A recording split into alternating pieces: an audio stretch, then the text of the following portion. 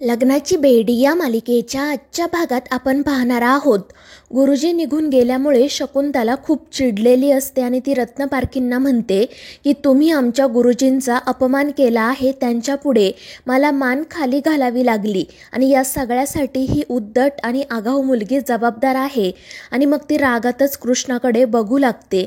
ती कृष्णाला धमकी देत म्हणते की आम्ही तुला इतक्या सहजासहजी सोडणार नाही, एवढं लक्षात ठेव. तुझ्यामुळे आज आमचा इथे अपमान झाला आहे. आता या घरात आम्ही एक क्षणसुद्धा थांबणार नाही. आणि शकुंतलाचं ते बोलणं ऐकून कोणीही तिला काही उलट उत्तर देत नाही. आणि मग त्यानंतर ती तेथून जाण्यासाठी निघते. जाता जाता ती अन्वीला म्हणत असते की चला सुनबाई, आता इथे थांबण्यात काही अर्थ नाही. आणि त्यावर अन्वी तिला समजवण्याचा प्रयत्न करते. तर शकुंतला रागातच तिला विचारते की आता तुम्हाला सुद्धा आमचा शब्द पाळायचा नाहीये का? आणि त्यामुळे अन्वी घाबरूनच शकुंतला सोबत घरी जाण्यासाठी निघते. राजश्री तिला धीर देत असते आणि मग अन्वी सगळ्यांचा निरोप घेते आणि शकुंतला सोबत तिच्या सासरी निघून जाते. त्या दोघीजणी तेथून गेल्यावर राजश्री कृष्णाकडे म्हणजेच सिंधूकडे जाते. तिला सिंधूचा खूप अभिमान वाटत असतो. ती सिंधूचं कौतुक करत म्हणते की आज अनेक दिवसांनी तुझी सिंधुगिरी बघायला मिळाली. मला खरंच तुझं खूप कौतुक वाटत आहे. आता त्या शकुंतला देवी पुन्हा आपल्या अन्वीला मला नातूच हवा आहे असं म्हणणार नाही आणि तिच्याकडे तसा हट्टसुद्धा करणार नाही. आणि ते ऐकून घरातील सगळेच जण खूप खुश होतात. रुक्मिणी, रत्नाकर हे देखील सिंधूकडे अभिमानाने पाहत असतात. गोदा मावशीला सुद्धा खूप आनंद झालेला असतो. राणीचा मात्र चेहराच पडतो. तर राजश्री सिंधूचं कौतुक करत तिला म्हणत असते की आज तू पुन्हा एकदा हे सिद्ध केलंस की तूच या घरची खरी लक्ष्मी आहे. आज मला असं वाटतंय की माझ्या घरची लक्ष्मी परत आली आहे. आणि त्यामुळे कृष्णाला खूप आनंद होतो. मात्र इतरांचा चेहराच पडतो. आणि मग त्यानंतर राजश्री प्रेमाने कृष्णाला जवळ घेते. त्यामुळे सिंधूसुद्धा खूप खुश होते. राघवलाही आनंद होतो. त्यानंतर मग रात्री कृष्णा राणीसोबत तिच्या खोलीत जाते. ती नाटक करत म्हणत असते की या लोकांचं सतत सिंधू सिंधू सिंधू पुराण सुरू असतं. मला ना आता वैताग आला आहे. तुम्ही एक काम करा, तुम्ही घराच्या मधोमध त्या सिंधूचा पुतळा बसवून घ्या आणि रोज त्याच्या पुढे नारळ फोडा. आणि ते ऐकून राणी म्हणते की खरं तर कधी कधी तुझं वागणं बघून मलाही असं वाटतं की सिंधू परत आली आहे. आणि ते ऐकून कृष्णा डोक्यालाच हात लावते. ती म्हणते की अगं फ्रेंड, निदान तू तरी असं नको ना बोलू. आपण किती वेळा सांगायचं तुम्हाला की आपला फक्त चेहरा त्या सिंधूसारखा आहे, नाहीतर आपण या जगात फक्त वन पीस आहोत. आणि त्यावर राणी म्हणते की असं नाहीये कृष्णा, तू आज अन्वीसाठी जे काही केलंस ना ते बघून तर मला खरंच असं वाटतंय की तू सिंधूच आहे. कारण जर आज सिंधू इथे असती ना तर तिने सुद्धा असंच केलं असतं. आणि ते ऐकून कृष्णा म्हणते की अगं फ्रेंड, आपण जे काही केलं ते त्या डॉलसाठी केलं. तिची ती मगर सासू तिला त्रास देत होती म्हणून आपण तिला वाचवण्यासाठी हे सगळं केलं. आणि आपण खरंच ती सिंधू नाहीये, आपला फक्त चेहरा तिच्यासारखा दिसतोय. आणि मग ती राणीला म्हणते की एक काम कर फ्रेंड, तू खाली बस. त्यामुळे राणी खाली बसते. तर कृष्णा तिला विचारत असते की आपल्याला सांग, तू आपल्याला ती दत्तक मुलगी कधी देणार आहे? एकदा का ती दत्तक मुलगी तू गोदा मावशीला दिली की मला इथून निघून जाता येईल आणि या सगळ्या कटकटीपासून मी दूर जाईल. मात्र त्यावर राणी म्हणते की त्या सगळ्याला अजून थोडा वेळ आहे. तर कृष्णा म्हणत असते की फ्रेंड, अगं अजून किती वेळ आहे? आपल्याला लवकरात लवकर ती मुलगी तू दे, म्हणजे आपल्याला इथून निघून जाता येईल. पण राणी तिला सांगत असते की कृष्णा, एवढ्या लवकर तुला ती मुलगी दत्तक देता येणार नाही. त्यामुळे तू उगाच हट्ट करू नको. आणि त्यामुळे सिंधू काळजीत पडते. पण त्यांचं हे बोलणं सुरू असतानाच राजश्री त्या ठिकाणी येते आणि ती सिंधूला विचारते की कोणत्या मुलीबद्दल बोलतेस तू? आणि तिला बघून सिंधूला आणि राणीला दोघींनाही धक्काच बसतो. सिंधू पटकन राजश्री जवळ जात तिला विचारते की मदर, तू इथे एकटी चालत का आली आहे? आणि मग ती तिला आधार देत बेड जवळ घेऊन येते. तिला व्यवस्थितपणे खाली बसवते आणि मग तिला विचारू लागते की मदर, तुला काही हवा आहे का? आपल्याला सांग, आपण ती वस्तू आणून देतो. तर राजश्री म्हणत असते की सिंधू, मला काही नकोय. मला फक्त एवढंच सांग की तू आत्ता कोणत्या मुलीबद्दल बोलत होती आणि काय बोलत होती? पण त्यावर काय उत्तर द्यावं हे सिंधूला कळत नाही. ती राणीकडे बघत असते तर राणी देखील घाबरलेलीच असते. ती मनाशी म्हणत असते की आता आईंना काय उत्तर द्यायचं? तर इकडे सिंधू राजश्रीला म्हणत असते की आपण कोणत्या मुलीबद्दल बोलत होतो हे तुम्हाला आपली फ्रेंड सांगेल. आणि मग ती राणीला म्हणते की फ्रेंड तूच सांग आपण कोणत्या मुलीबद्दल बोलत होतो ते. त्यामुळे मग राणी काळजीत पडते. राजश्रीला काय उत्तर द्यावं हे तिला कळत नाही. आणि मग ती राजश्रीला असं सांगते की आम्ही अन्वीबद्दलच बोलत होतो. तर सिंधू म्हणते हो हो मदर, आम्ही त्या डॉलबद्दलच बोलत होतो. आता तिला मुलगी होईल किंवा मग मुलगा होईल, मात्र जर मुलगी झाली तर तिची ती मगर सासू तिला त्रास देईल ना, म्हणून मग आपण असं म्हणत होतो की जर तिला मुलगी झाली तर तिला सांगू की तू मुलगी आम्हाला दे. आणि तिचं ते असं बोलणं ऐकून राजश्री कौतुकाने सिंधूकडे बघू लागते. आणि मग त्यानंतर ती सिंधूला म्हणते की मला तुझ्याशी महत्त्वाचं बोलायचं आहे. त्यावर कृष्णा विचारते की काय झालं मदर, काय बोलायचं आहे. तर राजश्री तिला विचारते की उद्या वटपौर्णिमा आहे, तू राघवसाठी उपवास करशील ना. आणि तिचा तो प्रश्न ऐकून सिंधू तिच्याकडे बघतच राहते. काय बोलावं तिला कळत नाही, कारण राणीसुद्धा त्या ठिकाणीच असते. तर राजश्री म्हणत असते की हे बघ सिंधू, मला माहिती आहे तुझं आणि राघवचं अजून लग्न झालेलं नाही आहे, मात्र तुम्हा दोघांचं एकमेकांवर खूप प्रेम आहे ना. मग मला असं वाटतं की तू उद्या राघवसाठी उपवास करावा. प्लीज माझ्यासाठी नाही म्हणू नको, उपवास कर. आणि त्यावेळी सिंधू राणीकडे बघते तर राणी तिला इशारा करत नकार द्यायला सांगत असते. तर इकडे राजश्री सतत सिंधूकडे आग्रह करत असते की सिंधू प्लीज तू राघवच्या दीर्घायुष्यासाठी उद्या हा उपवास कर, नाही म्हणू नको. आणि त्यावेळी सिंधू म्हणते की मदर, तुझ्यासाठी हा उपवास करायचा आहे ना, मग ठीक आहे, आपण उद्या हा वटपौर्णिमेचा उपवास नक्की करणार, तू काळजी करू नको. आणि ते ऐकून राजश्री खुश होते. तर राणीला धक्काच बसतो. ती रागातच कृष्णाकडे बघत असते. मात्र मग त्यानंतर कृष्णा राजश्रीला तेथून घेऊन जाते. तर राणी खूपच चिडलेली असते. आणि मग त्यानंतर थोड्या वेळात कृष्णा पुन्हा राणीच्या खोलीत येते. ती दरवाजा लावून घेते. ती म्हणते की यार फ्रेंड, आपण किती वेळा सांगितलंय की आपल्याला हे पूजापाठ वगैरे काही जमत नाही, आता काय उद्या मी उपवास करायचा आहे का. तर राणी फक्त तिच्याकडे बघतच असते. तर कृष्णाचं नाटक सुरू असतं. ती म्हणते की फ्रेंड, आपण उपवास वगैरे काही करणार नाही आहे, आपल्याला हे सगळं काही जमत नाही, त्यापेक्षा तू उपवास कर. मात्र राणी तिला विचारते की खरंच तू उपवास करणार नाही आहे का. आईने सांगितल्याप्रमाणे तुला राघवसाठी उपवास करावा लागेल. मात्र कृष्णा म्हणत असते की त्या लंबूसाठी तर आपण अजिबात उपवास करणार नाही. एक वेळ उपवास केला तर तो फक्त आपल्या सल्लूसाठी करू. आणि तुला तर माहिती आहे ना, हे पूजापाठ वगैरे आपल्याला काही जमत नाही. आणि तिचं असं बोलणं ऐकून राणी विचारात पडते की खरंच ही कृष्णा आहे की सिंधू आहे.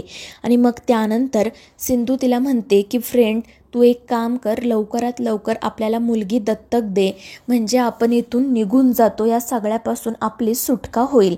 पण राणी पुन्हा तिला तेच सांगते की या सगळ्या गोष्टींसाठी थोडा वेळ लागेल.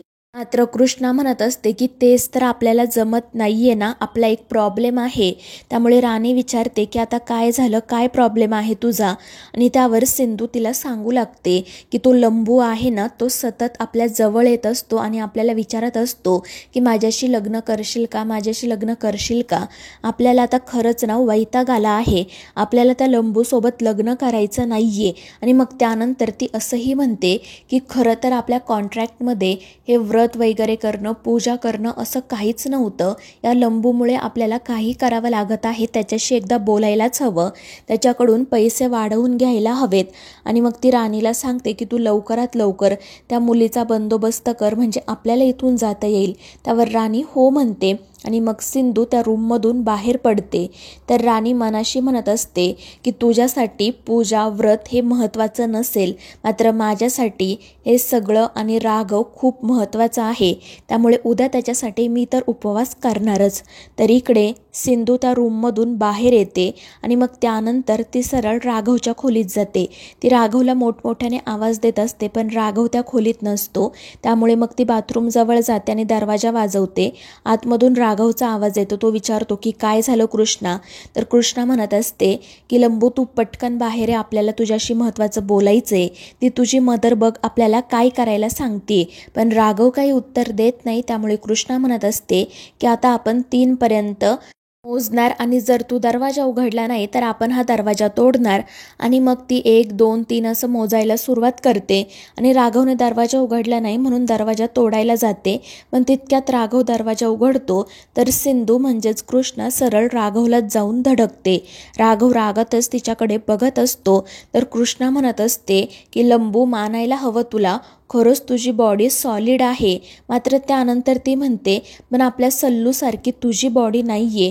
आपल्या सल्लूची बॉडी बघ एकदा, कशी बॉडी आहे त्याची, नाहीतर तुझी बॉडी. मात्र राघव तिच्यासमोर त्याची बॉडीच दाखवत असतो. त्यामुळे सिंधू दुसरीकडे मान वळवून उभी राहते. त्यानंतर राघव तिला विचारतो की काय काम होतं तुझं, इथे कशासाठी आली आहेस तू. आणि त्यावर सिंधू म्हणते की अरे लंबू, तुझी ती मदर बघ ना, आपल्याला उद्या वटपौर्णिमेचा उपवास करायला सांगते. हे उपवास वगैरे आपल्याला काही जमणार नाही, आपण काय करावं तेच कळत नाही.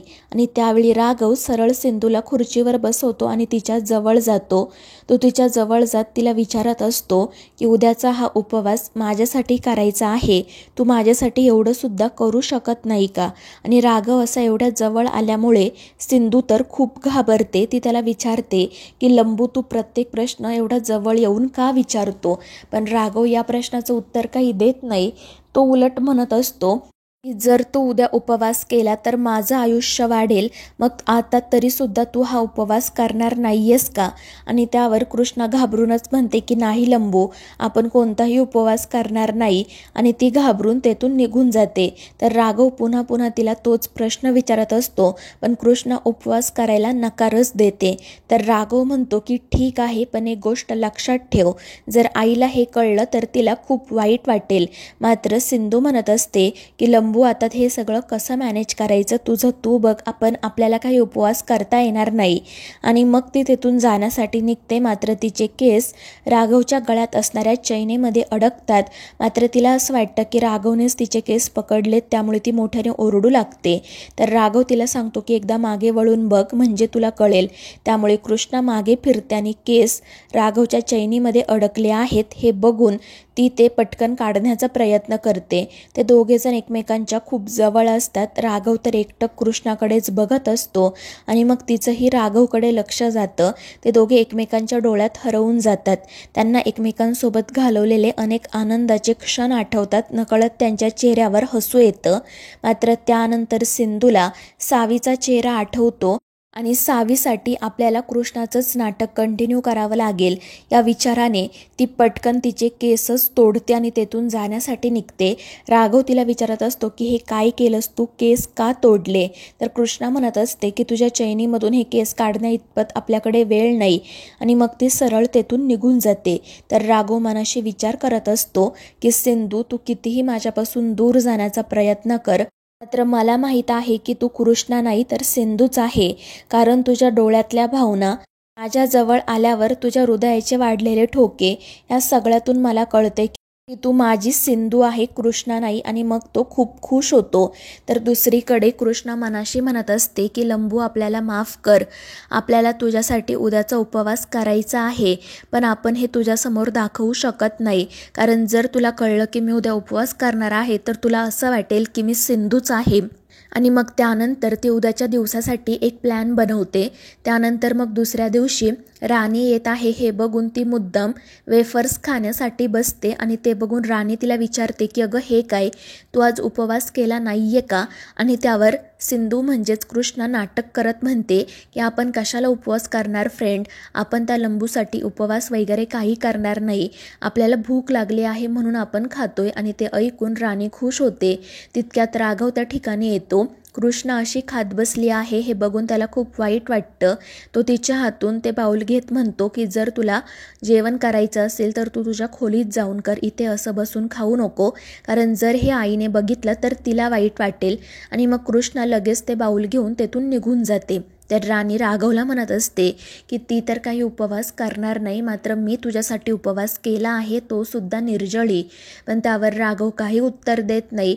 तो रागातच तेथून निघून जातो आणि त्यामुळे राणी चिडते.